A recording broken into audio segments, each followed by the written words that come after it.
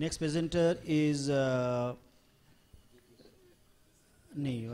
chief author is Jyoti Shetty, but the presenting author is Rachel Joseph.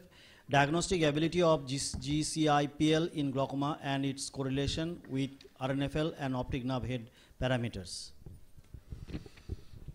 Good afternoon, everyone. My topic for today is diagnostic ability of GCIPL in glaucoma and its correlation with RNFL and optic nerve head parameters.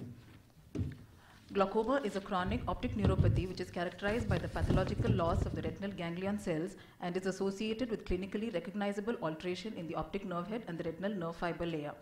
The retinal ganglion cell layer is the first layer to be affected in early glaucoma. Approximately 50% of the retinal ganglion cells are located within the macula. Due to transparency of the retinal ganglion cells, imaging remained a problem.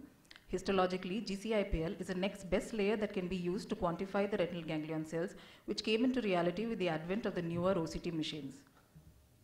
The aim of the study was to assess the diagnostic ability of GCIPL in glaucoma and to correlate this with circumpapillary RNFL and ONH parameters like disc size, disc area, rim area, and cup volume. The study was carried out in the outpatient department of the Tertiary Eye Hospital. It was a prospective cross-sectional study. 100 glaucomatous eyes of... Go to the slide so it is,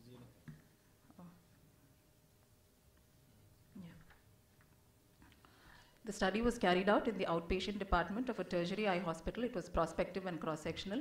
100 glaucomatous eyes of 66 patients were included in the study over a 2-year period. The institution's scientific and ethical guidelines were adhered to. A detailed ophthalmic examination, which included the slit lamp examination, the gonioscopy, the optic nerve head evaluation, and the fundus examination was carried out. 30-2 visual field analysis was done for all patients. The SDOCT for the RNFL and ganglion cell inner plexiform layer thickness analysis was done for all. Optic disc size was assessed using the slit lamp biomicroscopy with a 90D lens, and after applying the correction factor of 1.3, the discs were divided into small, medium, and large based on and divided on the DDLS scoring. The mean age of the study group was 59.59 years, and there was a male preponderance in the study group. The optic disc distribution, after dividing them according to the DDLS scoring, there were 58 large eyes and 42 medium-sized glaucomatous discs. The diagnostic value of the test was calculated by the area under the curve of the receiver operating characteristics. The diagnostic value of the RNFL was excellent in all cases.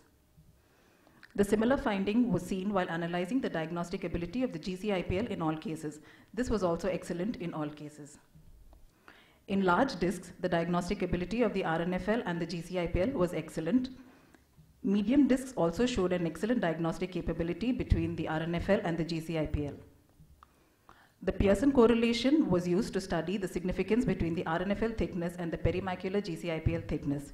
Here, in large discs, there was a statistical significance between the inferior, superior, and the temporal RNFL and its corresponding GCIPL segments.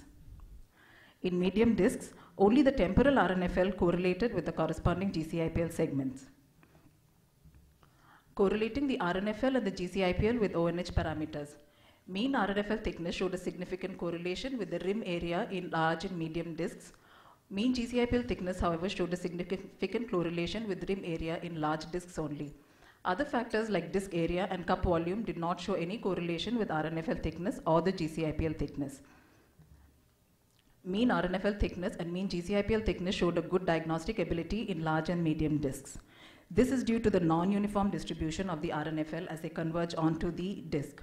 Anatomically, the ganglion cell axons from the macular region are most likely to radiate towards the temporal, superior, and the inferior poles of the optic disc compared to the nasal pole. Hence, this would correlate significantly with the corresponding GCIPL.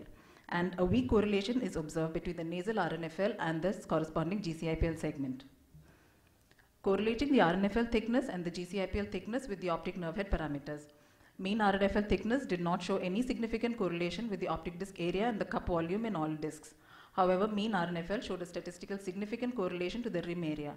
This can be explained by the thinning of the NRR rim with loss of the retinal fibers as they pass through the optic nerve. This was similar to the finding in the study conducted by Tham et al. Mean GCIPL thickness did not show any significant correlation with the optic disc area and the cup volume. However, mean GCIPL thickness showed a significant correlation to the rim area in large discs only. We could not find any scientific explanation for this finding. Now, to correlate the mean RNFL and the mean GCIPL thickness according to the disc size. This was significant in all 100 glaucomatous eyes, but the strength of the correlation decreased from large to medium discs. This can be explained by the 3.4 millimeter fixed peripapillary scan diameter, which was used in the OCT. According to Savini et al., thickness of the RNFL is inversely proportional to the radius as shown in the formula, where T is the thickness of the RNFL and R is the radius of the scan circle. Based on the above formula, the average RNFL thickness is inversely proportional to the radius of the scan circle in the circumpapillary scan. The number of fibers which are transected by the scan circle is diminished as the scan circle goes away from the optic disc margin. In large discs, as the scan margin falls close to the optic disc margin, the number of fibers measured is more. This gives a false high thickness of the circumpapillary RNFL. In moderate-sized discs, as the scan margin falls away from the disc margin and due to wider separation of the nerve fibers, the number of fibers measured is less, thus giving a false low thickness value. This variability in measurement is not seen, however, while assessing the macular GCIPL. So to conclude, the diagnostic ability of GCIPL in diagnosing glaucoma is excellent, though the RNFL still remains the main quantitative analysis for glaucoma. GCIPL thickness correlates well with RNFL thickness in large and medium discs. The degree of correlation of the RNFL increases with the increase in optic disc size. GCIPL thickness analysis can also be used as a surrogate parameter to assess RNFL loss in cases where RNFL analysis can be fallacious, as in a large peripapillary atrophy, abnormal disc vasculature, and tilted disc, provided macular pathology has been ruled out. Thank you.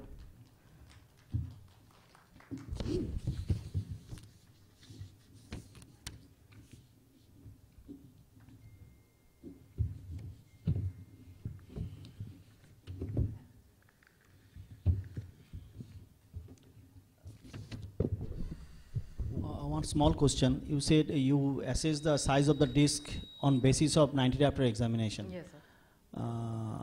How do you do that? So this was based on the slit lamp grading, sir. So Yeah. this was used on the slit lamp where the vertical graticule is fixed onto using the 90D, the vertical graticule is matched to what we see on the disc, and applying the correction factor. But what about the magnification factor? Because of the size of the eye. So that was not taken into consideration. We only But measured the size and multiplied it by the correction factor of the lens which was used. That's I understand. But what is the magnification factor due to the length of the eye?